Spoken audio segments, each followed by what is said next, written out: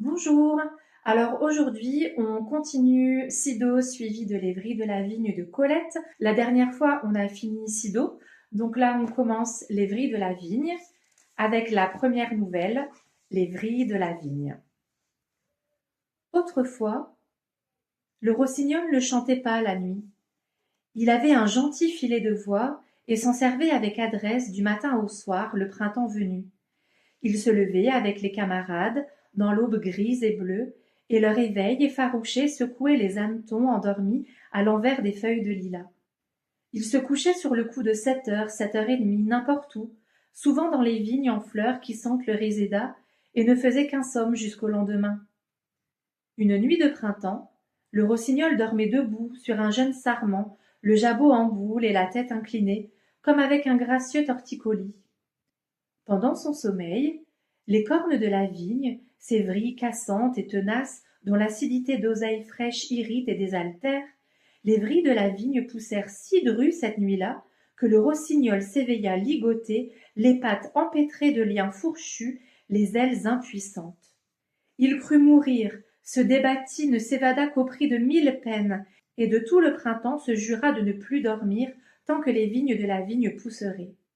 Dès la nuit suivante, il chanta pour se tenir éveillé. Tant que la vigne pousse, pousse, pousse, je ne dormirai plus. Tant que la vigne pousse, pousse, pousse. Il varia son thème, l'enguirlanda de vocalises, s'éprit de sa voix, devint ce chanteur éperdu, enivré et haletant, qu'on écoute avec le désir insupportable de le voir chanter. J'ai vu chanter un rossignol sous la lune, un rossignol libre et qui ne se savait pas épier. Il s'interrompt parfois, le col penché, comme pour écouter en lui le prolongement d'une note éteinte. Puis il reprend de toute sa force, gonflé, la gorge renversée, avec un air d'amoureux désespoir. Il chante pour chanter, il chante de si belles choses qu'il ne sait plus ce qu'elles veulent dire. Mais moi, j'entends encore à travers les notes d'or, les sons de flûte grave, les trilles tremblés et cristallins, les cris purs et vigoureux, j'entends encore le premier chant naïf et effrayé du rossignol pris aux vrilles de la vigne. Tant que la vigne pousse, pousse, cassante, tenace, les vrilles d'une vigne amère m'avaient lié, tandis que dans mon printemps je dormais d'un somme heureux et sans défiance. Mais j'ai rompu, d'un sursaut effrayé, tous ces fils torses qui déjà tenaient à ma chair, et j'ai fui. Quand la torpeur d'une nouvelle nuit de miel a pesé sur mes paupières, j'ai craint les vrilles de la vigne, et j'ai jeté tout haut une plainte qui m'a révélé ma voix. Toute seule, éveillée dans la nuit, je regarde à présent monter devant moi l'astre voluptueux et morose. Pour me défendre de retomber dans l'heureux sommeil, dans le printemps menteur où fleurit la vigne crochue, j'écoute le son de ma voix. Parfois, je crie fiévreusement ce qu'on a coutume de taire, ce qui se chuchote très bas. Puis ma voix languit jusqu'au murmure parce que je n'ose poursuivre. Je voudrais dire, dire, dire tout ce que je sais, tout ce que je pense, tout ce que je devine, tout ce qui m'enchante et me blesse et m'étonne. Mais il y a toujours, vers l'aube de cette nuit sonore, une sage main fraîche qui se pose sur ma bouche. Et mon cri, qui s'exaltait, redescend au verbiage modéré, à la volubilité de l'enfant qui parle haut pour se rassurer et s'étourdir. Je ne connais plus le somme heureux, mais je ne crains plus les vrilles de la vigne. Nuit blanche. Pour M. Il n'y a dans notre maison qu'un lit, trop large pour toi, un peu étroit pour nous deux. Il est chaste, tout blanc, tout nu. Aucune draperie ne voile, en plein jour, son honnête candeur. Ceux qui viennent nous voir le regardent tranquillement et ne détournent pas les yeux d'un air complice, car il est marqué au milieu d'un seul vallon moelleux, comme le lit d'une jeune fille qui dort seule. Ils ne savent pas, ceux qui entrent ici, que chaque nuit, le poids de nos 2 corps joints creuse un peu plus, sous son linceul voluptueux, ce vallon pas plus large qu'une tombe. Ô notre lit tout nu, une lampe éclatante penchée sur lui le dévait encore. Nous n'y cherchons pas au crépuscule l'ombre savante d'un gris d'araignée que filtre un dais de dentelle, ni la rose lumière d'une veilleuse couleur de coquillage. Astre sans aube et sans déclin, notre lit ne cesse de flamboyer que pour s'enfoncer dans une nuit profonde et veloutée. Un halo de parfum le nimbe, il embaume, rigide et blanc, comme le corps d'une bienheureuse défunte. C'est un parfum compliqué qui surprend, qu'on respire attentivement, avec le souci d'y démêler l'âme blonde de ton tabac favori, l'arôme plus blond de ta peau si claire, et ce santal brûlé qui s'exhale de moi. Mais cette agreste odeur d'herbe écrasée, qui peut dire si elle est mienne ou tienne? Reçois-nous ce soir, ô notre lit, et que ton frais vallon se creuse un peu plus sous la torpeur fiévreuse dont nous enivra une journée de printemps dans les jardins et dans les bois. Je gis sans mouvement, la tête sur ta douce épaule. Je vais sûrement, jusqu'à demain, descendre au fond d'un noir sommeil, un sommeil si têtu, si fermé, que les ailes des rêves le viendront battre en vain. Je vais dormir. Attends seulement que je cherche, pour la plante de mes pieds qui fourmille et brûle, une place toute fraîche. Tu n'as pas bougé. Tu respires à longs traits, mais je sens ton épaule encore éveillée, attentive à se creuser sous ma joue. Dormons. Les nuits de mai sont si courtes. Malgré l'obscurité bleue qui nous baigne, mes paupières sont encore pleines de soleil, de flammes roses, d'ombres qui bougent, balancées, et je contemple ma journée les yeux clos, comme on se penche derrière l'abri d'une persienne sur un jardin d'été éblouissant. Comme mon cœur bat, j'entends aussi le tien sous mon oreille. Tu ne dors pas? Je lève un peu la tête, je devine la pâleur de ton visage renversé, l'ombre fauve de tes courts cheveux. Tes genoux sont frais comme deux oranges. Tourne-toi de mon côté pour que les miens leur volent cette lisse fraîcheur. Ah, dormons. 1000 fois 1000 fourmis courent avec mon sang sous ma peau. Les muscles de mes mollets battent, mes oreilles tressaillent, et notre doux lit ce soir est-il jonché d'aiguilles de pin? Dormons, je le veux. Je ne puis dormir. Mon insomnie heureuse palpite, allègre, et je devine en ton immobilité le même accablement frémissant. Tu ne bouges pas, tu espères que je dors. Ton bras se resserre parfois autour de moi, par tendre habitude, et tes pieds charmants s'enlacent aux miens. Le sommeil s'approche, me frôle et fuit. Je le vois. Il est pareil à ce papillon de lourd velours que je poursuivais dans le jardin enflammé d'iris. Tu te souviens? Quelle lumière, quelle jeunesse impatiente exaltait toute cette journée! Une brise acide et pressée jetait sur le soleil une fumée de nuages rapides, fanait en passant les feuilles trop tendres des tilleuls, et les fleurs du noyer tombaient en chenilles roussies sur nos cheveux, avec les fleurs des paulownias, d'un mauve pluvieux de ciel parisien. Les pousses des cassis que tu froissais, l'oseille sauvage en rosace parmi le gazon, la menthe toute jeune, encore brune, la sauge duvetée comme une oreille de lièvre, tout débordé d'un suc énergique et poivré dont je mêlais sur mes lèvres le goût d'alcool et de citronnelle. Je ne savais que rire et crier en foulant la longue herbe juteuse qui tachait ma robe. Ta tranquille joie veillait sur ma folie, et quand j'ai tendu la main pour atteindre ces églantines, tu sais, d'un rose si ému, la tienne a rompu la branche avant moi, et tu as enlevé, une à une, les petites épines courbes, couleur de corail, en forme de griffes. Tu m'as donné les fleurs désarmées. Tu m'as donné les fleurs désarmées. Tu m'as donné, pour que je m'y repose haletante, la place la meilleure à l'ombre, sous le lilas de Perse aux grappes mûres.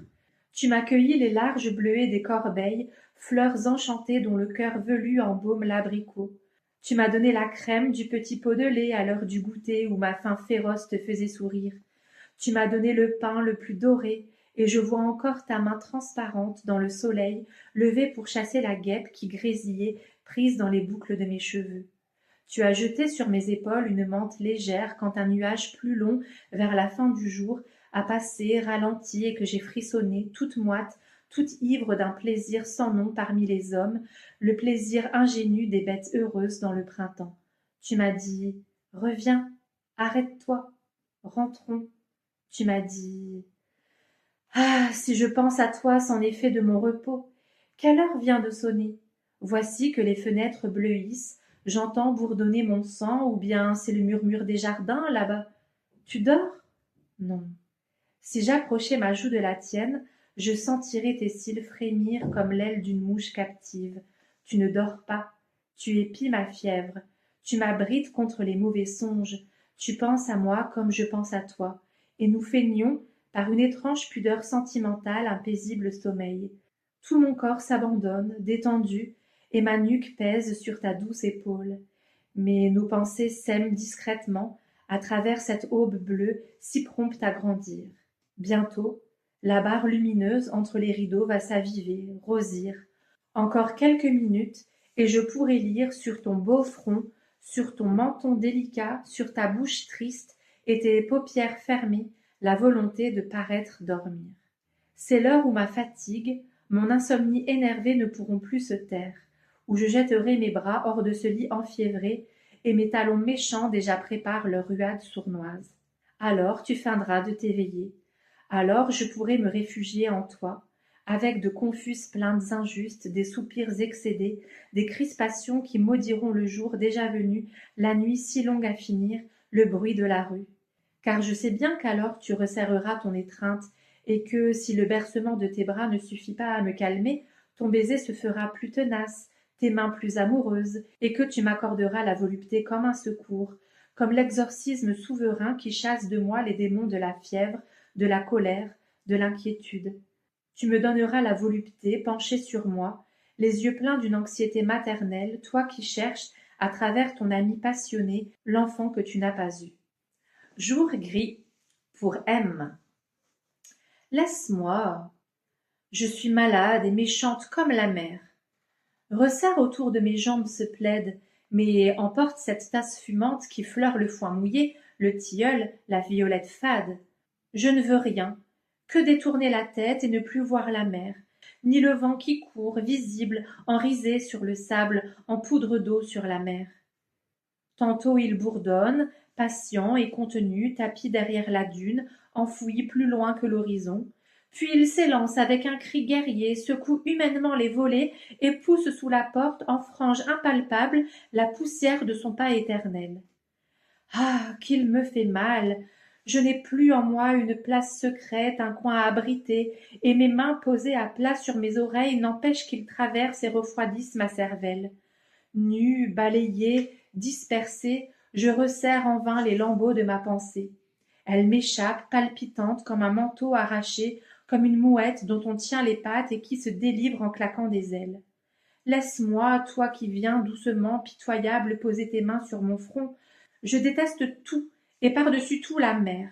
Va la regarder, toi qui l'aimes. Elle bat la terrasse, elle fermente, fuse en mousse jaune, elle miroite, couleur de poisson mort.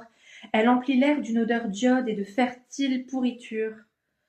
Sous la vague plombée, je devine le peuple abominable des bêtes sans pieds, plates, glissantes, glacées. Tu ne sens donc pas que le flot et le vent portent jusque dans cette chambre l'odeur d'un coquillage gâté? Oh, reviens, toi qui peux presque tout pour moi, ne me laisse pas seule. Donne sous mes narines que le dégoût pince et décolore, donne tes mains parfumées, donne tes doigts secs et chauds et fins comme des lavandes de montagne, reviens.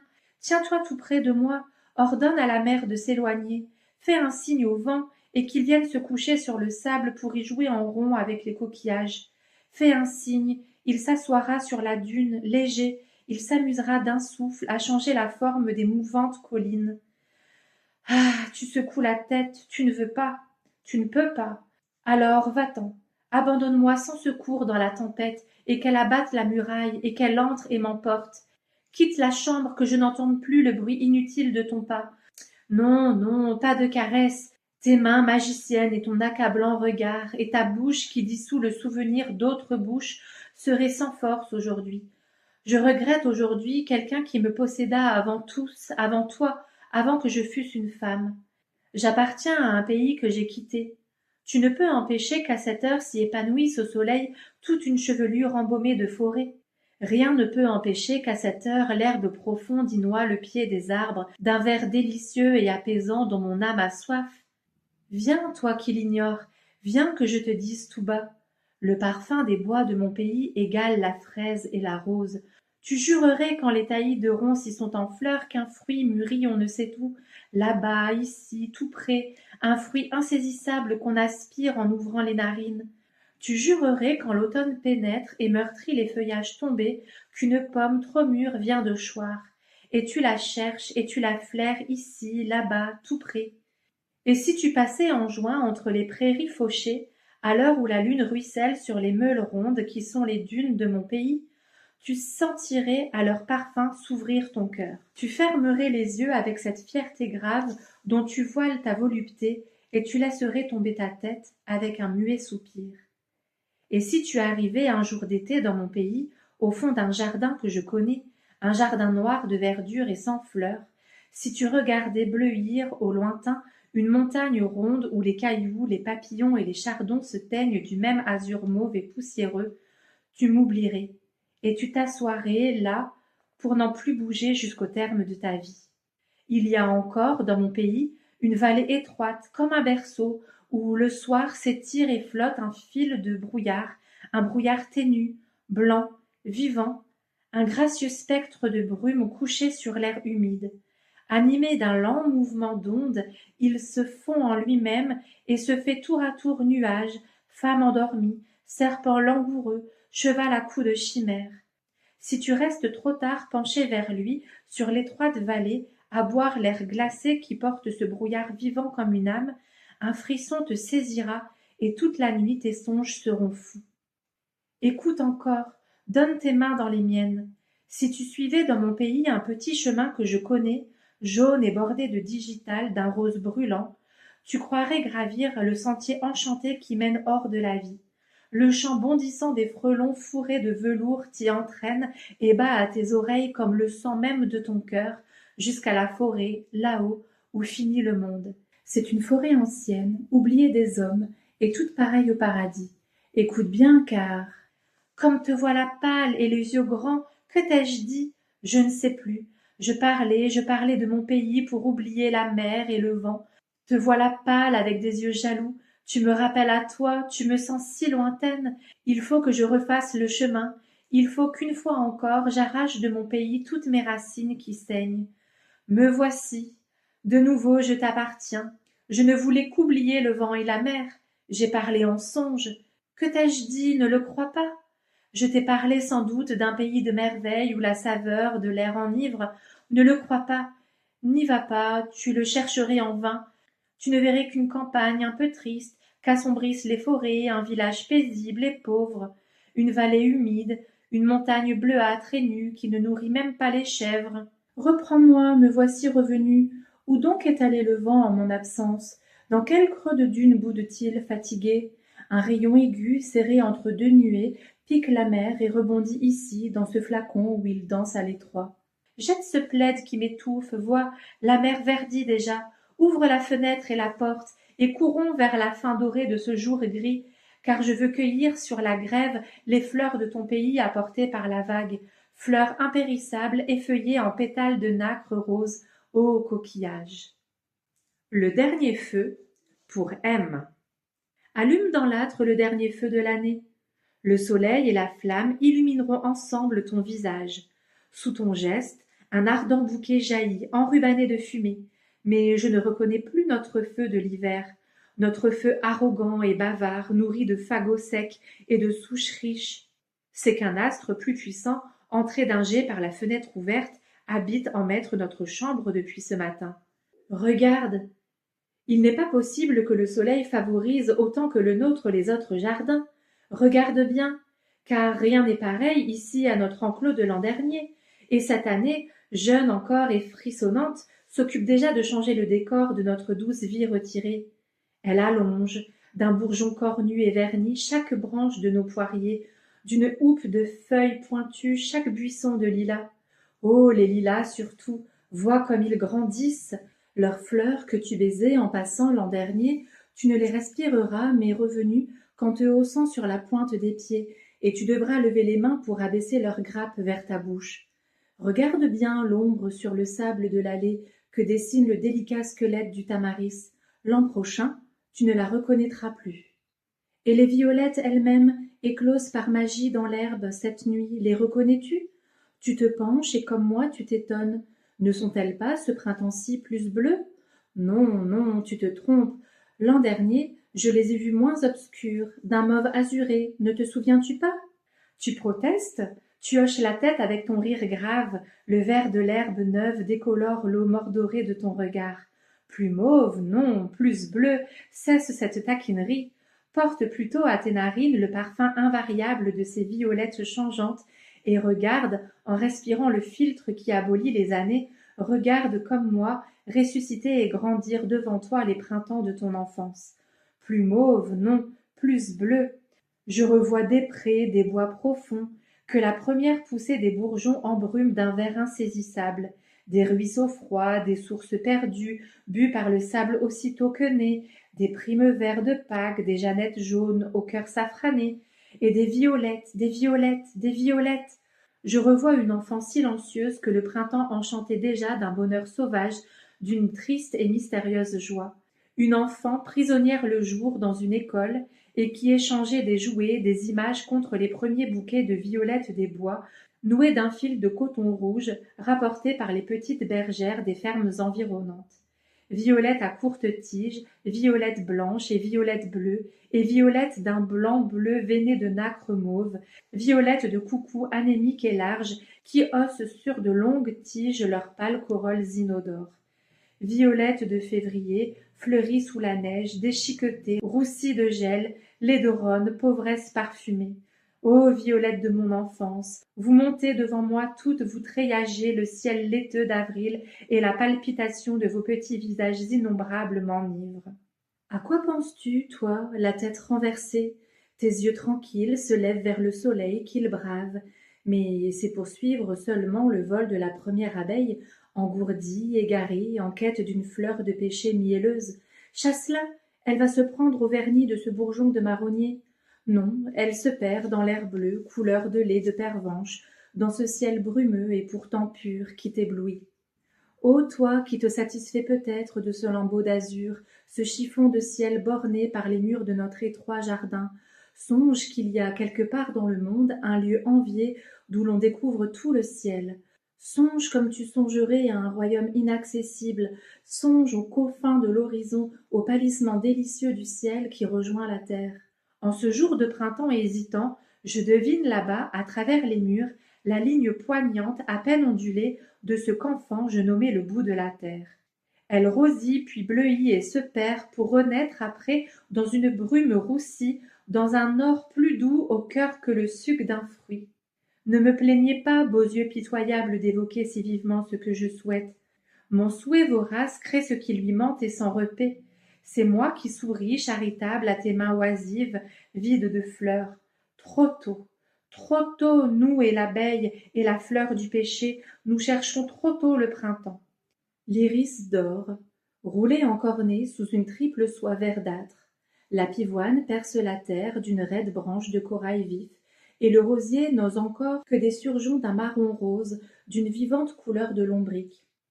Cueille pourtant la giroflée brune qui devance la tulipe. Elle est colorée, rustaude et vêtue d'un velours solide comme une terrassière. Ne cherche pas le muguet encore. Entre deux valves de feuilles, allongées en coquilles de moule, mystérieusement s'arrondissent ces perles d'un orient vert d'où coulera l'odeur souveraine. Le soleil a marché sur le sable. Un souffle de glace, qui sent la grêle, monte de l'est violacé. Les fleurs du péché volent horizontales. Comme j'ai froid! La chatte siamoise, tout à l'heure morte d'aise sur le mur tiède, ouvre soudain ses yeux de saphir dans son masque de velours sombre. Longue, le ventre à ras de terre, elle rampe vers la maison en pliant sur sa nuque ses frileuses oreilles. Viens, j'ai peur de ce nuage violet, liseré de cuivre qui menace le soleil couchant. Le feu que tu as allumé tout à l'heure danse dans la chambre comme une joyeuse bête prisonnière qui guette notre retour. Ô dernier feu de l'année, le dernier, le plus beau, ta pivoine rose échevelée emplit l'âtre d'une gerbe incessamment refleurie. Inclinons-nous vers lui, tendons-lui nos mains que sa lueur traverse et ensanglante. Il n'y a pas dans notre jardin une fleur plus belle que lui, un arbre plus compliqué, une herbe plus mobile, une liane aussi traîtresse, aussi impérieuse. Restons ici, choyons ce Dieu changeant qui fait danser un sourire en tes yeux mélancoliques. Tout à l'heure, Quand je quitterai ma robe, tu me verras toute rose, comme une statue peinte. Je me tiendrai immobile devant lui, et sous sa lueur haletante, ma peau semblera s'animer, frémir, et bouger comme aux heures où l'amour, d'une aile inévitable, s'abat sur moi. Restons. Le dernier feu de l'année nous invite au silence, à la paresse, au tendre repos.